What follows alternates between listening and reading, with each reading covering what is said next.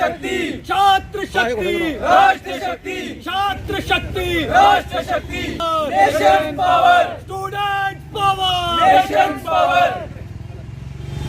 ये बोलना चाहती हूँ कि जिस तरह हमारे कॉलेज में प्रोफेसर आ रहे हैं, कुछ सब्जेक्ट्स के टाइम पे देखा जाए तो प्रोफेसर हमारे कॉलेज में कुछ तो आ रहे हैं, बट कुछ ऐसे प्रोफेसर्स हैं जो नहीं पहुँच पा रहे हैं हमारे कॉलेज तक। ऐसा लग रहा है कि कुछ सब्जेक्ट्स में हम अगर पढ़ाई कर रहे हैं, तरक्की कर रहे हैं, तो कुछ में ऐसा है कि हम नहीं भी कर पा रहे हैं। तो हमें एक तरह से लेके चलना है कि हमें सारे सब्जेक्ट्स में इक्वल फोकस रखना है। हमें अपने सब्जेक्ट में ऐसा फोकस रखना है कि हमारे जो रहने वाले सब्जेक्ट्स हैं, जिसके प्रोफेसर हमें नहीं भी मिल रहे हैं, उसके प्रोफेसर के जो मतलब सब्जेक्ट्स हैं वो हम अच्छे से पढ़ सकते हैं। पर ऐसा नहीं हो पा रहा है कि प्रोफेसर जो है वो आ ही नहीं रहे हैं। प्रोफेसर को आना चाहिए, क्योंकि हमारे इस तरह जिस तरह हमारी पढ़ाई है, हमारी पढ़ाई में लोग बहुत दूर से यहाँ पे उम्मीदें लेके आते हैं कि हम पढ़ेंगे, कुछ करके दिखाएंगे, अपने पेरेंट्स का नाम रोशन करेंगे। बट हम अपना नाम रोशन तो करेंगे, बट अगर प्रोफेसर ही नहीं होंगे तो हम अपना नाम रोशन कैसे करेंगे? नाम रोशन करना है तो इस तरह करो कि प्रोफेसर को साथ लेके चलो। उनकी सैलरीज पे हमारा तो कोई ध्यान है नहीं कि प्रोफेसर कितनी सैलरी लेता है, कितनी नहीं लेता है। बट हमें ये भी तो होना चाहिए ना कि हमें अगर पढ़ना है तो प्रोफेसर की सैलरी पे नहीं, उसके बलबूते पे, उसके फोकस पे, उसके मतलब जिस तरह प्रोफेसर ऐसे करते हैं कि हमें अगर हमें वो गाइड कर रहे हैं कि हमें पढ़ना है, हमें आपको भी पढ़ाना है, हमें खुद भी पहले से पढ़ना है और खुद भी आपको पढ़ाना है। बट बच्चे ये भी सोचते हैं कि अगर हमें टीचर हमारे पे फोकस दे रहा है तो हमें उस टाइम पे, उस शेड्यूल पे इतना अच्छे से पढ़ना चाहिए कि हम अपने बहुत ईज़िली जो है अपने कॉलेज का भी नाम रोशन कर सके, अपने मम्मी पापा का भी नाम रोशन कर सके। और बहुत सी ऐसी फैमिलीज़ होती हैं जो कि हमें देख के काफ़ी ज़्यादा खुश होती हैं कि हमारे रिलेटिव्स खुश होते हैं कि हाँ, हमारे जो घर के बच्चे हैं उनको अच्छा सीख दी जा रही है, उनको अच्छी पढ़ाई दी जा रही है, उनके प्रोफेसर जो है वो उन्हें अच्छा पढ़ा रहे हैं। बट अगर प्रोफेसर ही नहीं होंगे तो हम कैसे आगे तक बढ़ पाएंगे? धन्यवाद। पाना फारूक है, मैं सेकंड ईयर की स्टूडेंट हूँ विद मेजर पॉलिटिकल। जैसा कि राहुल ने कहा कि 1 अगस्त से एज़ पर रिकॉर्ड हम देखें तो 1 अगस्त से हमारी क्लासेस हुई हैं, लेकिन प्रोफेसर अगस्त में हमारी कोई भी क्लास नहीं हुई है, ना कोई हमारा प्रोफेसर था। अभी कुछ ही टाइम पहले थोड़ी फैकल्टी आई है कुछ सब्जेक्ट्स की, लेकिन फिर भी स्टिल कुछ टीचर्स होते हैं प्रेजेंट कॉलेज में, लेकिन फिर भी हमारी क्लासेस नहीं होती हैं। और अभी अक्टूबर, जैसे कि अक्टूबर आने वाला है 2-3 दिनों में, तो लेकिन फिर भी टीचर्स की इतनी ज़्यादा कमी है, हमारी क्लासेस नहीं हो रही है। और नवंबर में, जैसे कि दिसंबर में हमारे एक्सटर्नल है, तो इसका मतलब कि फिर नवंबर में हमारे इंटरनल होंगे, लेकिन हमारे पास एक ही मंथ है, तो एक मंथ में हम कैसे इतना सारा सिलेबस कंप्लीट करेंगे? जैसे कि हमारे 4 यूनिट्स होते हैं हर एक सब्जेक्ट के। 4 यूनिट्स हम, आप ही बताओ कि एक महीने में हमने 4 यूनिट कैसे कवर करने हैं? और उसमें भी आगे 4 सब यूनिट, तो एक महीना मतलब काफ़ी ज़्यादा कम टाइम है हमारे पास पढ़ने के लिए। और जबकि जिन सब्जेक्ट्स के हमारे पास टीचर नहीं है, वो उसके लिए तो बिल्कुल ही नहीं टाइम है, और वो हम कब पढ़ेंगे? तो मेरा यही है कि जो हायर एजुकेशन वाले हैं वो हमारी बात को सुने, समझे और हमारी प्रॉब्लम्स को सॉल्व करें। Thank you. मैं हीरानगर से आता हूँ, तो मैंने यहाँ पे एडमिशन, मतलब हमारे यहाँ पे डिस्ट्रिक्ट का बढ़िया कॉलेज है, तो यहाँ पे एडमिशन ली थी कि यहाँ पे आएंगे, बढ़िया सीखेंगे, बढ़िया सब कुछ करने को मिलेगा। पर यहाँ पे जब आते हैं तो पहले साल से कुछ अलग होता है, अगले साल में कुछ अलग हो जाता है। जैसे पिछले साल से हमारी फीस बढ़ गई है। पिछली बार स्टाफ भी अच्छा था, टीचर भी अच्छे थे, मतलब सब कुछ था। इस बार फीस भी बढ़ा दी है, टीचर भी नहीं है। अब जैसे देखा जाए तो जैसे हमारे 1 अगस्त से कॉलेज लग रहा है, पहले मेंशन किया गया, जैसे अकॉर्डिंग टू द स्पीच, तो जैसे पहले मेंशन किया गया कि हमारे 1 अगस्त से कॉलेज लग रहे हैं। तो मैक्सिमम सब बच्चों को पता है कि 1.5 महीने तक तो हमारी कोई क्लास ही लगी नहीं। तो जब 15 दिन हमें कॉलेज में आते हुए हो गया, तो पहले हमारा फॉर्म भरा लिया, एग्जामिनेशन फॉर्म, कि एग्जामिनेशन फॉर्म भरो, उसके लिए आपके एग्ज़ाम होंगे।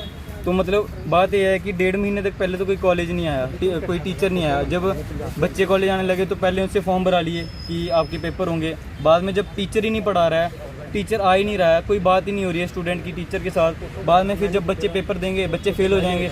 बच्चे फेल होते हैं तो यूनिवर्सिटी आगे बहाना ढूंढती है कि बच्चे फेल हों, जल्दी से जल्दी हम वो करवाएं, रीवैल्यूएशन भरवाएं इनकी। कोई 1200 मांग रहा है, कोई 1800 मांग रहा है।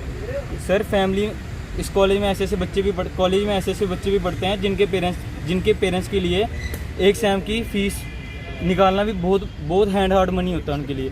पर ये बात ना स्टाफ समझता है। स्टाफ की तो कोई गलती नहीं है, यूनिवर्सिटी कोई समझती नहीं है ये बात को। यहाँ पे बनी वसूली, इतनी दूर से बच्चे आते हैं, 150 किलोमीटर, 170-60 किलोमीटर दूर से बच्चे आते हैं, इसलिए कि अपना फ्यूचर बनाएंगे, अपना फ्यूचर सिक्योर करेंगे, अपने पेरेंट्स को हेल्दी एज दे, आगे हेल्दी लाइफस्टाइल दे पाएंगे। पर आगे आके इधर पता चलता है ना कुछ कोई सुन रहा है, ना कोई बोल रहा है, ना कोई करने वाला है, ना कोई करके दे रहा है। बस यही है कि सर हमारी बात ज़्यादा से ज़्यादा आगे बढ़ाई जाए, हमारे लिए कुछ सोल्यूशन निकाला जाए। हम नहीं चाहते कि हमारा टाइम वेस्ट हो और ना कि किसी और का टाइम वेस्ट हो। बस पहले तो मैं बहुत बहुत धन्यवाद देना चाहूँगा जितने भी मीडिया पर्सन हमारी बात को हाईलाइट करने के लिए आए हैं, बहुत बहुत धन्यवाद। आज की जो प्रेस वार्ता है ये अखिल भारतीय विद्यार्थी परिषद GDC कठुआ यूनिट द्वारा ऑर्गेनाइज की जा रही है। इसका विषय जो है कि जम्मू कश्मीर के अंदर किस तरीके से कॉन्ट्रेक्चुअल प्रोफेसर्स का हरासमेंट हो रहा है और स्टूडेंट्स के साथ इनजस्टिस हो रहा है, इस विषय में हमने आज ये प्रेस वार्ता रखी है। देखिए, प्रेस वार्ता करने का जो कारण है वो बड़ा सरल है कि 1 अगस्त से हमारा क्लास वर्क जो है सभी 142 डिग्री कॉलेजेस के अंदर चल रहा है, लेकिन अभी तक पूरी फैकल्टी का जो है अरेंजमेंट नहीं किया गया है। जहां हिस्ट्री के 3 प्रोफेसर पिछली बार थे, इस बार 1 है। ज़ूलॉजी के 4 कॉन्ट्रेक्चुअल प्रोफेसर थे, इस बार 1 है। NEP के अंदर जहां पर एक सब्जेक्ट की 16 डाइवर्सिटीज़ की जाती है, वहां पर 1 प्रोफेसर 4 प्रोफेसर का वर्कलोड तो नहीं उठा सकता। पिछले साल यूनिवर्सिटी ऑफ जम्मू के अंदर 3000 कॉन्ट्रेक्चुअल फैकल्टी का अरेंजमेंट किया गया था स्टाफ और स्टूडेंट्स की पढ़ाई को स्मूथली चलाने के लिए, लेकिन इस बार केवल 1700 प्रोफेसर जो है इन्होंने अपॉइंट किए हैं। तो इसके चलते सभी जम्मू कश्मीर के कॉलेजेस में ये शॉर्टेज देखने को मिल रही है। इसके बाद एक ज़रूरी बात मैं आपको ये बताना चाहूँगा कि हायर एजुकेशन डिपार्टमेंट जो है वो खुद ही नेशनल एजुकेशन पॉलिसी 2020 की गाइडलाइंस का फॉलो नहीं कर रहा और क्लियरली उसका वायलेशन कर रहा है। आप पोर्टल पर देखिए, क्रेडिट सिस्टम हमारा होता है, उसमें मेजर सब्जेक्ट के 4 क्रेडिट और माइनर क्रेडिट सब्जेक्ट के 4 क्रेडिट अलग से होते हैं। पोर्टल पे आप आज भी चेक करके देखिए, वो सिर्फ 4 क्रेडिट शो कर रहे हैं। दूसरा, यहाँ पर ये होता है कि एक प्रोफेसर के लिए फिक्स वर्किंग आवर्स सेट किए गए हैं कि एक प्रोफेसर 16 घंटे एक हफ्ते में पढ़ाता है, ये वर्किंग आवर्स सेट हैं। लेकिन आज एक प्रोफेसर को 18-19 घंटे जो है पढ़ाना पड़ रहा है। इसके कारण से, और यहाँ पर इसका मेन कारण जो उन्होंने लूप होल्स निकाले हैं पॉलिसीज़ के अंदर, वो ये है कि इन्होंने जिस सब्जेक्ट या जिस डिपार्टमेंट के अंदर किसी कॉलेजेस में 10 बच्चे हैं, या बायोटेक का फॉर एग्जांपल ले लें, कम सब्जेक्ट है, अगर 10 बच्चे हैं तो उसको ये वर्कलोड में कंसीडर ही नहीं कर रहे, वहाँ के लिए स्टाफ ही नहीं भेज रहे। अगर 10 बच्चे भी हैं तो जिम्मेदारी तो भैया हायर एजुकेशन डिपार्टमेंट की है, आपको स्टाफ प्रोवाइड करना है। इसी कारण, इसी लूप होल और इसी पॉलिसी वायलेशंस को करके हायर एजुकेशन डिपार्टमेंट ने 50% तक का कम स्टाफ यहाँ पर अपॉइंट किया है। तो हमारी मांग यही थी कि हमने एक मेमोरेंडम भी अलग अलग विद्यार्थियों ने अपने प्रिंसिपल्स को दिया, लेकिन हम समझते हैं कि प्रिंसिपल के हाथ में भी इतनी पावर्स नहीं है, उनकी भी कुछ लिमिटेशंस हैं, उनका भी एक दायरा है। इसीलिए आज हमने प्रेस वार्ता की है, हमने मेमोरेंडम भी प्रिंसिपल मैम को दिए हैं।